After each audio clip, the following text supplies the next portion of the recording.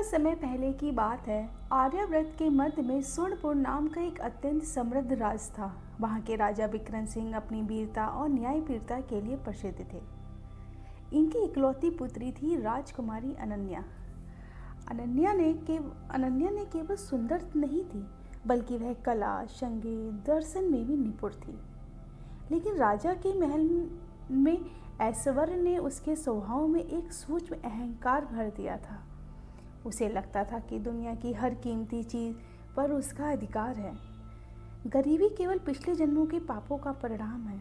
महल की ऊंची प्राचीरें और आम जनता के दुखों से दूर रखती थी। उसके लिए दुनिया का मतलब था रेशमी वस्त्र, हीरों के आभूषण और 56 भोग। एक दिन सावन के महीने में राजकुमारी अनन्या अपनी सखियों के साथ नगर के प्राचीन शिव मंदिर में दर्शन के लिए निकली। मंदिर की सीढ़ियों पर भिखारियों की एक लंबी कतार लगी थी। सिपाही उन सबको धकेल कर रास्ता बना रहे थे ताकि राजकुमारी के पैरों में किसी की छाया भी न पड़े। तभी अनन्या की नज़र एक युवक पे पड़ी। वह फटे पुराने चिट्ठों में लिपटा था, लेकिन उसका चेहरा किसी तपस्वी की तरह शांत और ओजस्वी था। उसके पास एक पुराना तारा था, जबकि अन्य भिखारी दाता एक पैसा दे दो चिल्ला रहे थे। वह युवक आंखें बंद किए हुए एक मधुर धुन बजा रहा था। ईश्वर की भक्ति में लीन था और उसका नाम था देवदत्त। अनन्या अनजाने में ही उसके पास रुक गई। उसने अपनी स्वर्ण मुद्रा की थैली से एक सिक्का निकाला, उसकी ओर फेंकते हुए कहा, ए भिखारी, ये ले और दुआ कर अगले जन्म में तुझे भिखारी ना बनना पड़े, तुझे ऐसा जीवन ना मिले। देवदत्त ने आंखें खोली। उसकी आंखों में कोई लालच नहीं था, बल्कि एक अजीब सी करुणा थी। उसने सिक्का नहीं उठाया। उसने मुस्कुराते हुए कहा, राजकुमारी, दुआ तो मैं आपके लिए करूँगा, क्योंकि मेरे पास तो केवल वस्त्र फटे हैं, लेकिन आपका हृदय ही फटा है, अहंकार की परतों से भरा हुआ है। असली दरिद्र वह नहीं जिसके पास धन नहीं, बल्कि वह है जिसके पास दया नाम की चीज़ नहीं। राजकुमारी सन्न रह गई। आज तक किसी ने उससे इस तरीके से बात करने की हिम्मत नहीं की, क्योंकि वह राजकुमारी थी। वह गुस्से में तमतमाती हुई अपने महल लौट गई। उस रात अनन्या सो नहीं सकी। देवदत्त के शब्द उसके कानों में गूंज रहे थे।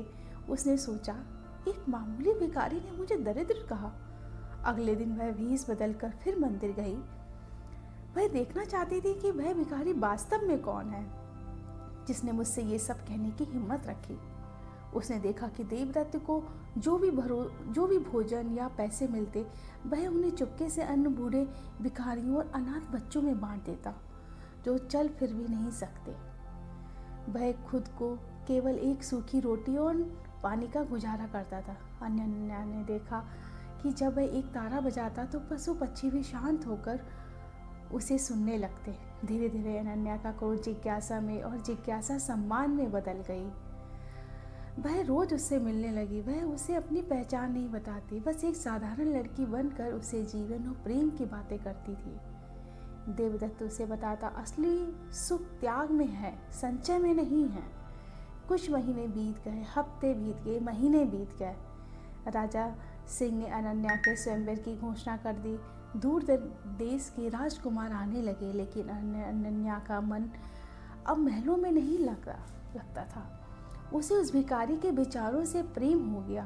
एक दिन अनन्या ने हिम्मत जुटाकर देवदत्त से कहा, अगर मैं कहूँ कि मैं इस राज की राजकुमारी हूँ और मैं तुमसे विवाह करना चाहती हूँ, तो तुम क्या इसे स्वीकार करोगे? देवदत्त उदास हो गया। उसने कहा, अनन्या, सागर और किनारे का मिलन कभी सुखद नहीं होता है।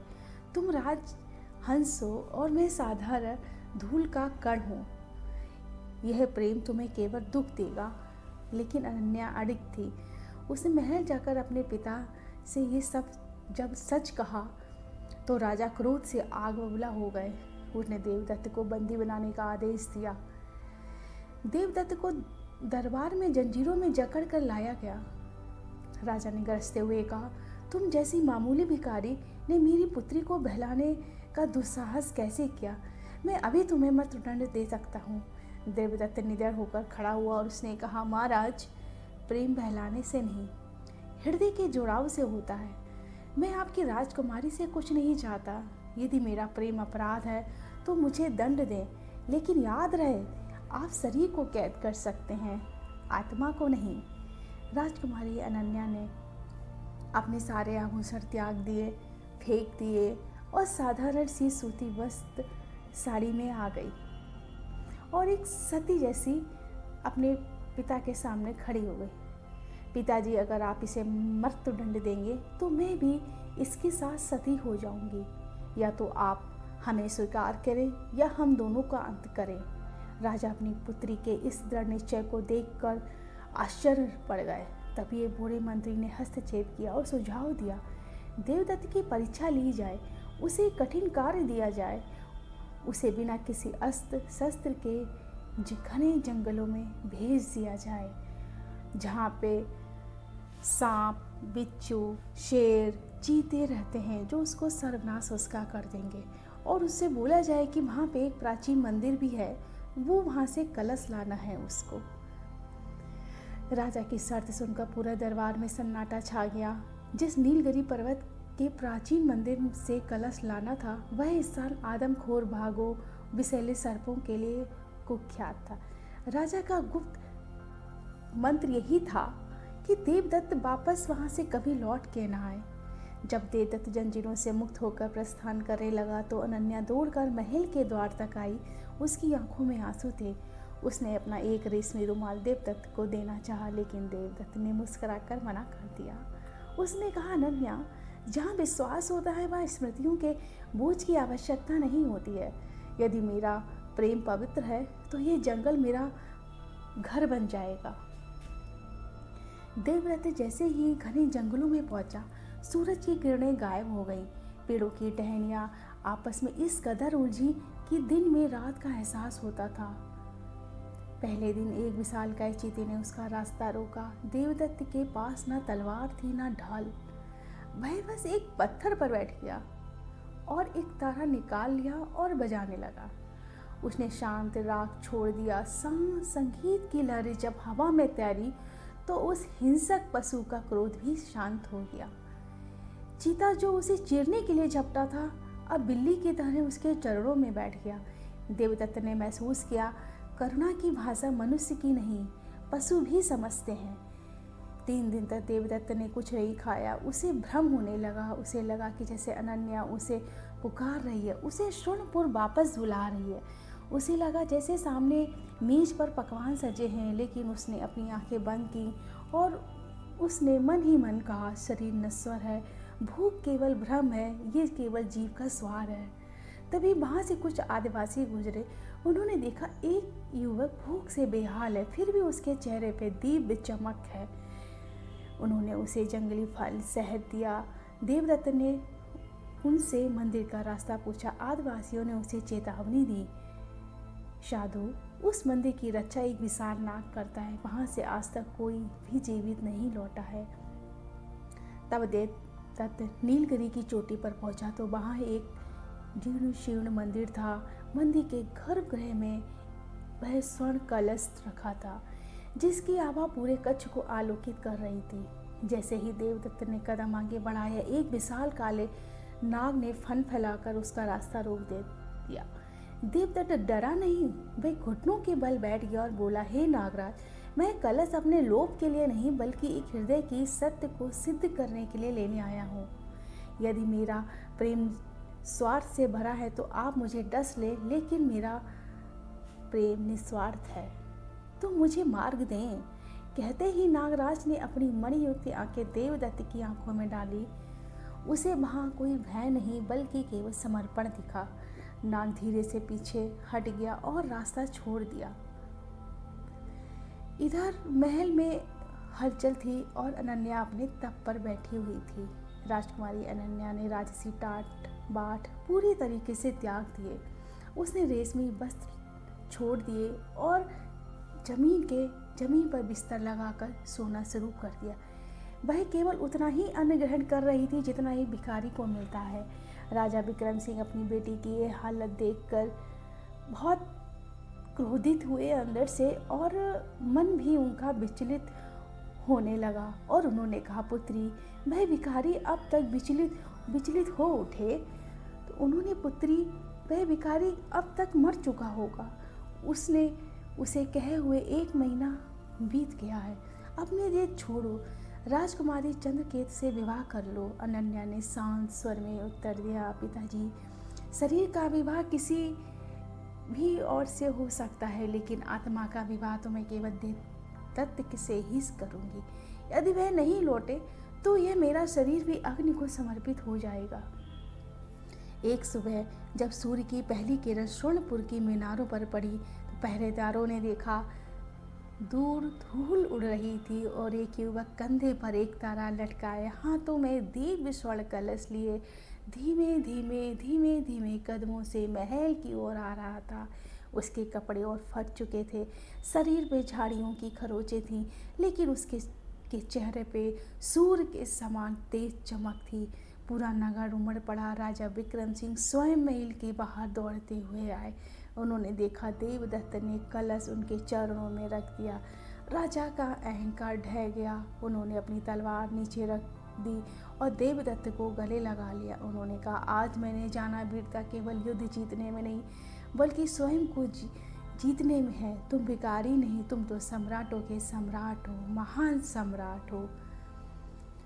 राजा ने उन्हें राज्य का उत्तराधिकारी बनाना चाहा, लेकिन देवदत्त और अनन्या ने हाथ जोड़कर मना कर दिया और उन्होंने कहा, महाराज, महलों की दीवारें बहुत ऊंची हैं, वहाँ से गरीबों की आवाज़ सुनाई नहीं देती है। हमें अनुमति दे कि हम प्रज्ञा के बीच रहकर उनके दुखों को दूर कर सकें। राजकुमारी अनन्या देवदत्त ने अपने वस्त्र बदले और साधारण नागरिकों की तरह वन की ओर चल दिए। कहते हैं कि आज उस राज्य की लोक कथाओं में ऐसे युगल की बातें होती हैं जो प्रेम के संगीत से बीमारों को ठीक कर देते हैं, भूखों को अन्न देते हैं। जब अनन्या और देवदत्त ने महल का त्याग किया, नगर की सीमा पार कर एक घने जंगल के किनारे अपनी छोटी सी कुटिया बनाई, तो उन्हें शुरुआत में काफ़ी कठिनाइयों का सामना करना पड़ा। लेकिन जल्द ही उन्हें एक ऐसा साथी मिला जिसने उनके उद्देश्य को पूरा करने में मदद की। वो थे काका बैद्यराज, एक वृद्ध। उन्होंने अनुभवी आयुर्वेद के ज्ञाता थे। वे कभी राजकीय अस्पताल के मुख्य चिकित्सक हुआ करते थे, लेकिन भ्रष्टाचार और केवल अमीरों के इलाज की व्यवस्था से तंग आकर उन्होंने इस्तीफा दिया और एकांत में रहकर जड़ी बूटियों पर शोध करते रहे। एक बार पास के एक गांव में महामारी फैली। देवदत्त अपने संगीत से लोगों का मनोबल बढ़ा रहे थे। अनन्या बीमारों की सेवा कर रही थी, लेकिन दवाओं के बिना लोग दम तोड़ रहे थे। तभी सफ़ेद दाढ़ी और छोले में औषधियों के लिए एक बुजुर्ग वहां पहुंचे। उन्होंने देवदत्त को देखा और कहा, बेटा, तुम मन का इलाज कर रहे हो, तन के इलाज की ज़रूरत है। वे काका बैद्यराज थे। उन्होंने देखा राजकुमारी अनन्या, जिनके हाथों ने कभी फूल से भरी टोकरी नहीं उठाई, आज वह रोगियों के घावों को धो रही हैं। वे उनके समर्पण से अत्यंत प्रभावित हुए। ये तीनों ने मिलकर एक रोगियों का एक अस्पताल सा खोला। मतलब काका बैद्यराज, देवदत्त और अनन्या, ये तीनों एक अटूट शक्ति बन गए। सेवा कुटीर का संचालन करने लगी ये तीनों लोग, जहाँ हर किसी के लिए रहने और भोजन की व्यवस्था थी। कहानी में मोड़ जब आया जब कई वर्षों के बाद राजा विक्रम सिंह एक ऐसी बीमारी से ग्रस्त हुए जिसे राजभर ठीक नहीं कर पाए। राजा को जब पता चला कि उनकी पुत्री दामाद एक महान चिकित्सक के साथ मिलकर लोगों का भला कर रहे हैं, तो वह साधारण पालकी में बैठकर उनकी कुटिया पहुंचे। वहाँ का दृश्य देखकर राजा की आंखों में आंसू आ गए और उन्होंने कहा, बैद्यराज औषधियाँ कूट रहे थे और देवदत्त मधुर भजन गा रहे थे। अनन्या एक अनाथ बच्चे को गोद में लिए बैठी थी। काका बैद्यराज ने राजा का उपचार किया। देवदत्त के संगीत ने उनके मन को शांति दी। स्वस्थ होने के बाद राजा ने काका बैद्यराज से कहा, बैद्यराज, आप महल चलिए, मैं आपको स्वर्ण मुद्राओं में तोल दूंगा। काका बैद्यराज ने मुस्कुराकर उत्तर दिया, महाराज, जो संतोष मुझे अनन्या की ममता और देवदत्त के संगीत के साथ इन गरीबों की दुआओं में मिलता है, वह आपके स्वर्ण भंडार में कहाँ। असली खजाना तो इन मुस्कुराते हुए चेहरों में है। काका बैदराज ने अपनी उम्र के आखिरी पड़ाव में पहुंचते हुए देवदत्त और अनन्या को सारी चिकित्साओं का ज्ञान दिया। धीरे धीरे वो पाठशाला एक अस्पताल में बदल गई। समय बीतता गया, बल्कि हताश लोगों के लिए वह एक आशा का मंदिर बन चुका था। काका बैदराज, अनन्या, देवदत्त की ख्याति दूर दूर तक फैल गई। लोग कहते थे कि वह अंधों की राह दिखाती है, मुरझाए हुए मन से खिल उठते हैं फूल। वह भयानक आंधी, अनजान मुसाफिर, एक सर्द तूफानी रात थी। बारिश इतनी तेज थी कि पेड़ों की टहनियाँ टूट टूट कर नीचे गिर रही थी। तभी सेवा कुटीर के दरवाजे पर एक जोरदार दस्तक हुई। अनन्या ने दरवाज़ा खोला तो देखा कीचड़ से लथपथ 3 लोग एक घायल व्यक्ति को कंधे पर उठाए खड़े थे।